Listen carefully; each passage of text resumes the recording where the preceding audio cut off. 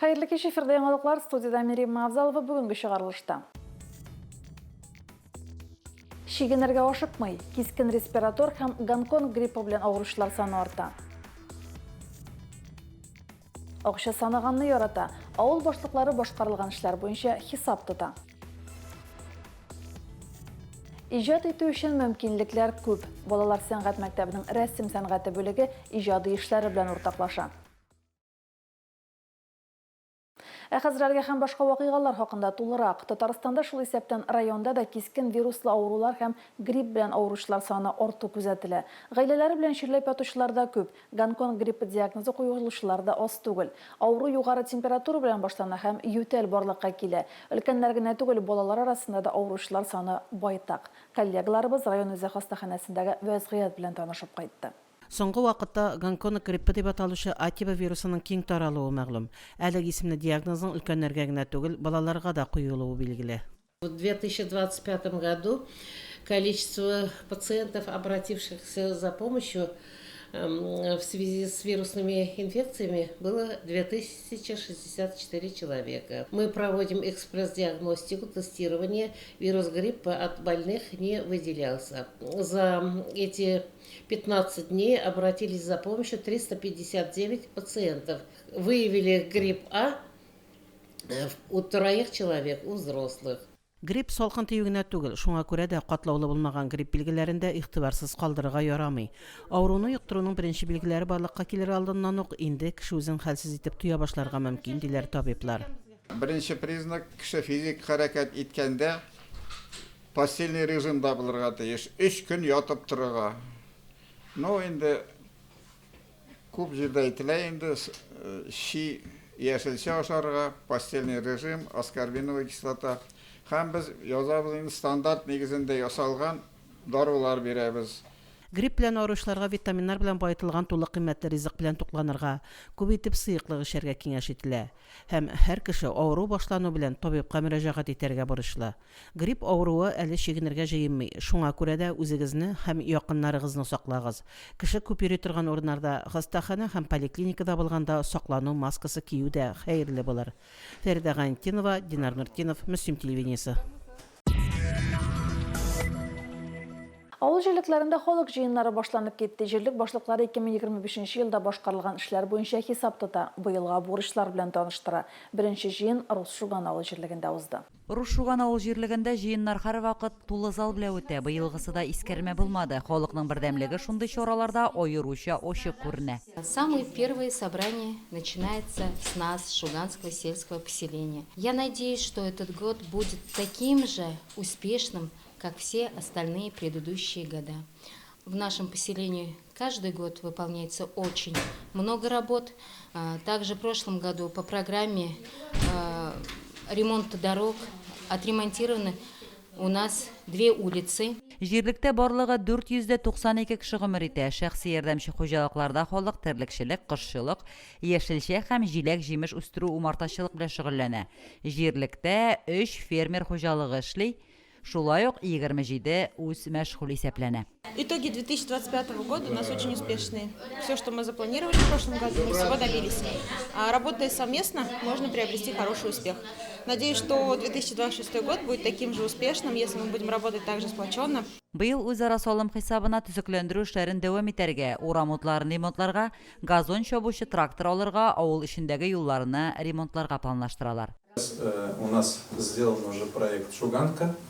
Дороги, экспертизу уже вот сегодня мы получили информацию, что прошла экспертизу, включена в программу 2026 года, поэтому надеемся, что эту сторону мы вам тоже закроем, сторону Азнакаева, и как бы вот основной, наверное, один из основных, в том числе вопросов, который вас беспокоил, он тоже алаберса закроется. Быелда җирлектә эшләр бик күп булыр төсле.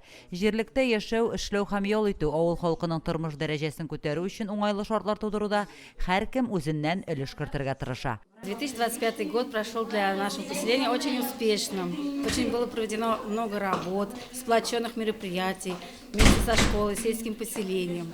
И планируется большая работа также в 2026 году. Также собираемся провести очень много мероприятий совместных, экскурсий, Ну и выступления на разных конкурсах и праздниках. Район башлыгы Альберт Хужин, авыл җирлеге башлыгы Альбина Басоринаны туган көне белән тәбрик итеп, алга табада халык белән аңлашып, проблемаларны уртага салып, киңәшләшеп эшләргә чакырды. Лилия Шәймиева, Динар Нуртдинов, Мөслим телевидениесе. 2025 ел Ватанны саклаучылар елы дип игълан ителгән иде. Шул уңайдан узган ел дәвамында районда тарихка керлек вакыйгалар, истәлекле чаралар үтте. Шул хакта алдагы сюжетта.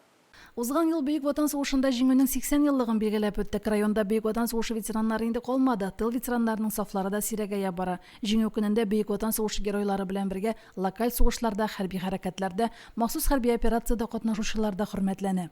Сезне Бөек Ватан сугышында җиңүнең 80 еллыгы уңаеннан Мөслим муниципаль районы советы, башкарма комитеты һәм шәхсән үземнең исемнән чын йөрәктән котлыйм. Җиңү көне алдыннан Нарат Асты авылында Бөек Ватан сугышы ветераннары истәлегенә һәйкәл ачылды. Обелискны төзүдә Нарат Асты клубы мөдире Мөнир Сиддиков башлап йөргән. Бу инде күптәнге хыял инде безнең авылдашларның, безнең өлкән буын кешеләренең дә әйткән сүзләре бар, менә бездә генә юк, башка авылларда бар дип. Менә инде үземнең авылга кайткач инде менә ныклап тотындым, чөнки аны төзерлек җегетләр, оста куллы җегетләр авылда яши.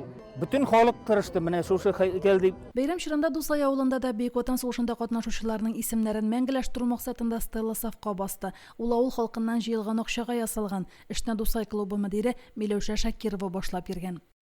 Менә Худайның рәхмәте күтәреп алдылар. 2 көн эчендә мин шушы сумманы җыеп бетердем дә һәм инде авылдашлар сезгә шушы хезмәтегез, ярдәмегез өчен чын күңелдән рәхмәтләремне җиткерәсем килә. Сезнең белән сез ярдәм итмәсәгез, бу әйбер эшләнмидер.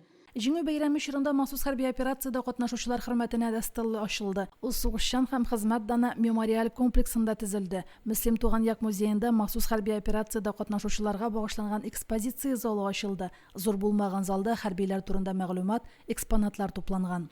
Безнең балаларыбыз хәзер хәрби операциядә.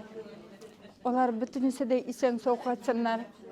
Кайтып әниләрен, әбиләрен, балаларын, хатыннарын сөендерсеннәр. Республика көне алдыннан гына Мәлләтама авылының нәкъ үзәгендә мемориал калкып чыкты. Яңа объект туган авылының киләчәге һәм бүгенгесе өчен җан атып яшәгән Рафаэль Юнусов башлангычы һәм финанс ярдәме белән сафка басты. Мемориалны ачу тантанасында Татарстан Республикасы Дәүләт Советы рәисе орынбасары Марат Әхмәтов та катнашты. Мемориалның берләше булган Катюша совет хәрби машинасын туган як агрофирмасы генераль директоры Эдуард Юнусов Россия оборона министрлыгының хәрби көчләренең үзәк музееннан кайтарткан. Хәрби машина 1943 елда җитештерелеп, Балху фронтындагы бәрелешләрдә кулланылган. Мин ахырда рәхмәтлемен барыгызга да, кунакка килгән кешеләргә дә, авылдашларга да. Без миңа калса алдыбызда торган изге бурычыбызны үтәдек. Республика көнендә районда герой гаиләсе фотокүргәзмәсе ачылды. Анда уллары, ирләре, әтиләре, махсус хәрби операциядә катнашучы гаиләләрнең фотолары тупланган иде. Сентябрьдә исә районга герой әтисе күчмәк фотокүргәзмәсе килде. Анда Татарстанның төрле почмакларыннан 47 герой әтисенең портреты урын алган иде. Менә бу егетләр, сез, хөрмәтле аларның туганнары, әниләре, балалары, безнең горурлыгыбыз.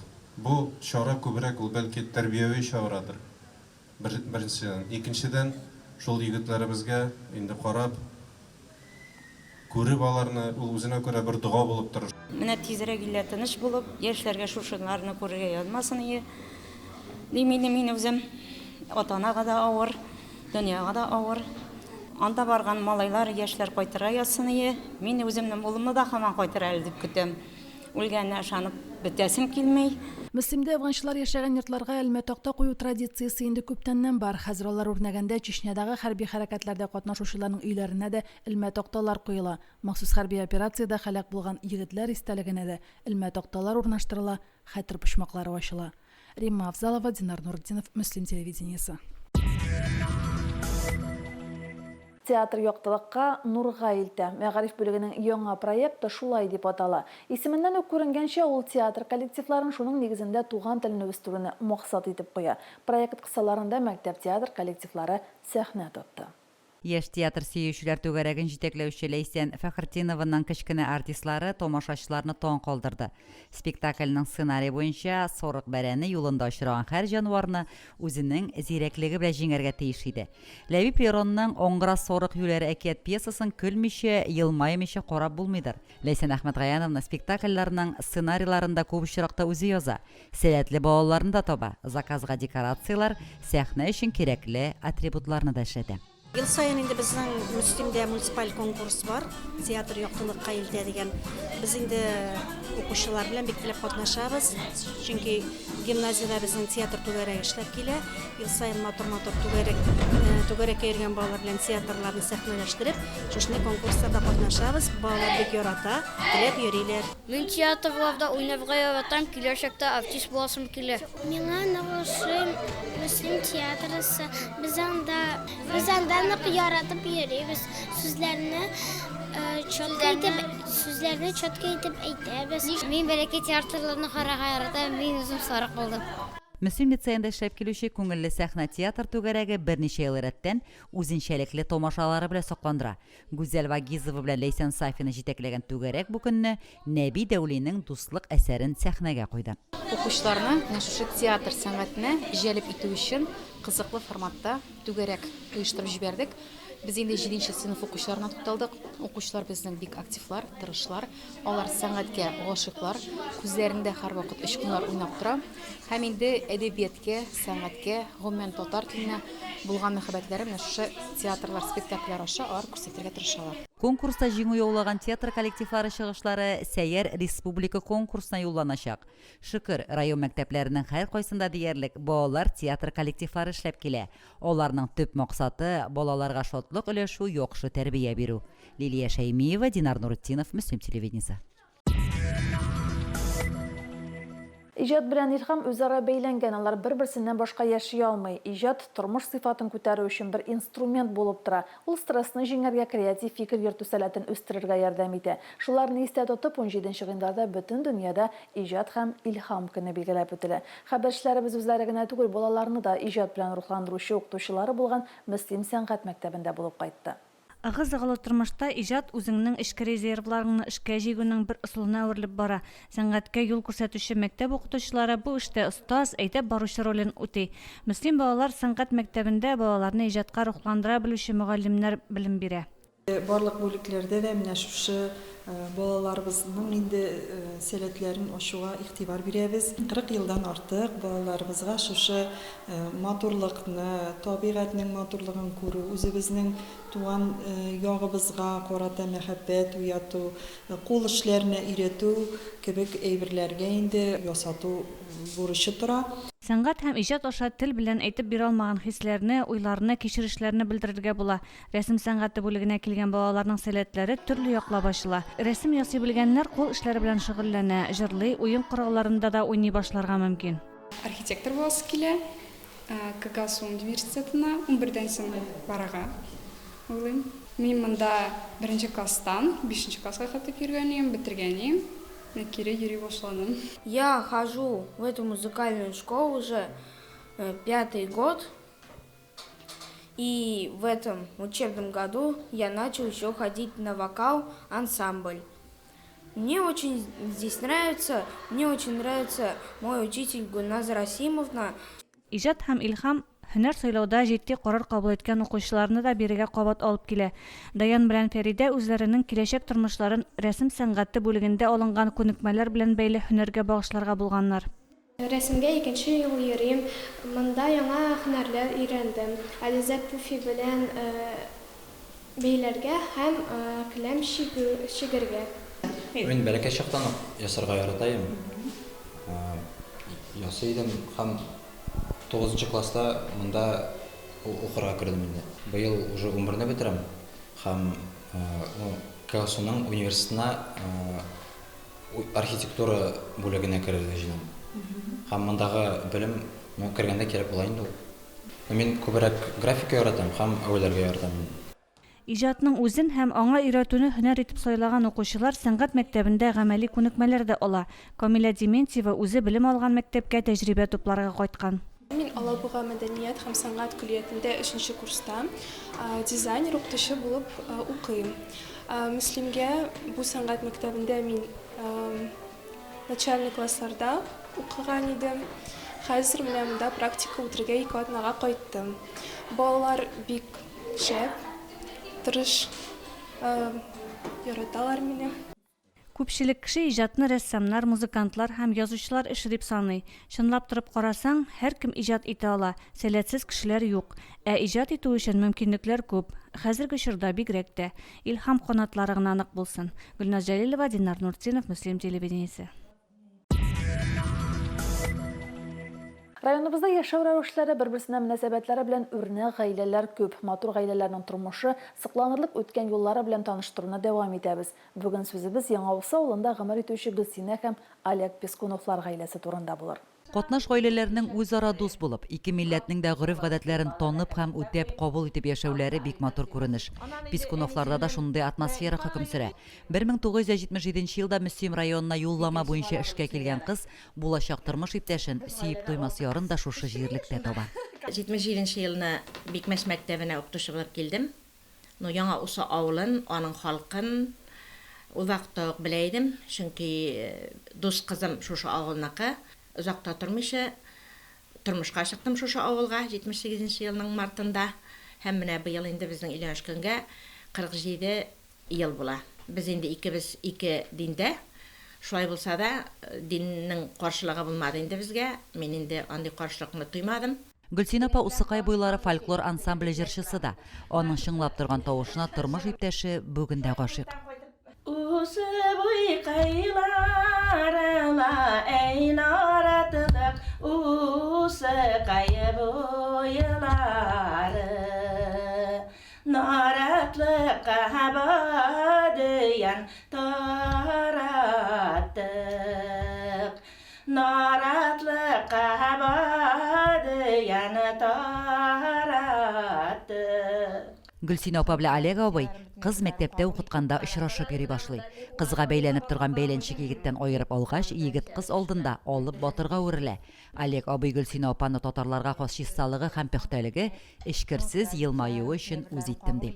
Яшь чакта дин бик жук яр ул татар халкы чиста инде. Вообще жуынып, нитеп нидә кухняда бөтенләй бер чиста тәртип. Ошады инде миңа белмим ничектер. Ну безнең обычным күп ниткәндә усалар күбесе татар кызлары. Ничек шулай булгандыр, авылга күйәүгә өйләнүчеләр бик сирәк. 6 мартта Пескуновларның гаилә корып яшәүләренә төгәл 47 ел була. Мөслимне бер күрүдә ошаттым ди Гөлсинә апа. Язмышка язылган ярым булгач, Крешен халкының барлык йолаларын, гореф-гадәтләрен яратып башкарабыз. Ышанулар төрле булса да, ярату һәм бер-береңә хөрмәт үзара берләштерә ди райондашыбыз. Бергә ике гаилә, ике милләттән булсак та, Олег инде безнең традицияларга бер кашын да каршы килмәде. Коръән ашлары үткәрсәк тә, Корбан бәйрәмнәре үткәрсәк тә инде мин инде аларның бәйрәмнәрен бик яратып кабул иттем. Һәм Биянай белән, мама белән бергәләп бәйрәмнәрне үткәрдек. Бергә эшләдек инде, бергә мин ул яратышын яратам, мин хатын кыз өчен яратам. Мин ашарга, пешерергә, нитәргә үзеннән сорап мин бүтән әйберен эштем. Дуслыктан ярату килеп чыга. Китапта да шулай язылган. Ярату дигән әйбер ул әзгенә бүтән җирдә общий алганда. Дуслыктан килеп чыга ярату, мин шулай дип уйлыйм. Мәхәббәт белән корылган гаиләдә 5 балага гомер бүләк итәләр.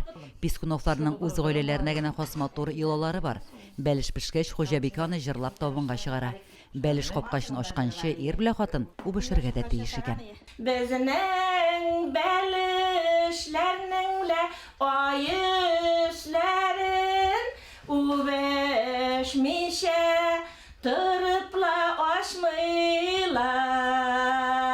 Пескуновларның балаларының һәммәсе тормышта үз урыннарын тапкан. Елизавета шәхси эшмәкәр, Алексей эретеп ябештыручы, Василий ветеринар, Артем Кәрин-Тинчурин театр артисты, төпчекләре Роман юрист авылда кибет тота. Ике диндә инде балалар барсы да теге керәшен дә түгел дип әйтәм, барсы да мөселман да түгел. Артем инде Казанда эшләгәч, ул мөселман динен кабул итте. Аның гаиләсе мөселман гаиләсе. Инде балалар күбесе шумылдылар инде. Гаиләләре белән шумылганнар да бар инде. Алешаның, Алексейның гаиләсендә үзе генә калды бугай шумылмыйча. Кийинде без инде әтисе татар булса да, ул да шумылды шушында кайтып. Оныклар да шумылдылар. Гаилә башлыгы үзлегеннән гармунда, боянда да уйный. Моңлы көйләргә бабай кеше оныгы тугач тартылган. Пискуновларның ихатада да, йортта да тәртип. Биредә уңган хуҗалар гомер итүе һәр нәрсәдә күзгә ташлана. Ир белән хатынның еллар үткәч тә бер-берсенә яратып, ихтирам белән караулары сокланырлык та, көнләшерлек тә. Лилия Шәймиева, Динар Нурутдинов, Мөслим телевидениесе.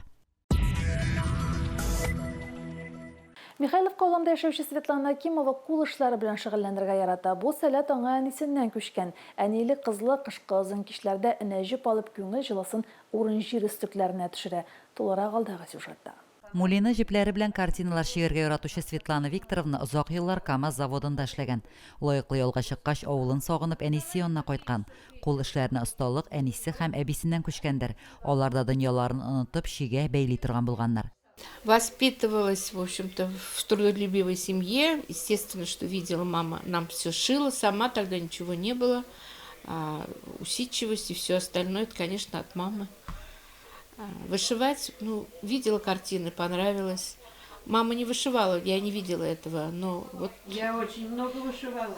Захотела и стала вышивать. Светлана ханымның әнисе лаеклы ялдагы укытучы. Валентина Ивановна Михайловка мәктәбендә озак еллар математика хезмәт дәресләрен укыткан. Укучыларның берсе дә тормышта югалып калмады. Хатын-кызның кулы энә тота белергә тиешти райондашыбыз. Валентина Ивановна 8 ел элек сукрая. Бер күзе белән азрак кына яктылыкны байласа да, менә бер еллап инде тома сукыр булып яши. Күзләре күрмәсә дә кисәкләр, корамадан паласлар, одеяллар, корама юрганнар тегә. Валентина Ивановна һәр вакыт күпләп каз асраган. Каз йоныннан ясалган мендәр түшәкләр, җылы одеяллар бүген дә безне җылыта ди балалары. Девочек готовила к жизни, вот учила готовить, учила рукоделию. До сих пор говорят спасибо, девочки. Вот в 10 лет я научилась вязать, и вот тогда же не было одежды. Для сорочки кружева вязала, первые кружева. Это было мне 10 лет. Светлана Викторовнаның тормыш иптәше дә кул эшләренә оста булып чыкты. Ул ротангтан кәрҗиннәр үреп ясый. Бу эшне иң элек пластик шешәләрдән чимал ясап башлаган. Аннары кәрҗиннәрне пластик тосмалар белән дә үреп караган. Мондый кәрҗиннәрдә кайнатмалар саклау бик уңайлы ди Светлана апа. Лилия Шәймиева, Динар Нурутдинов, Мөслим телевидениесе. Бүгенге шулар, мен Римма Авзалова сезнең белән саубуллашам, алга таба сез иманыбызга кайтып тапшыруын карый аласыз. Бездән аерылмагыз.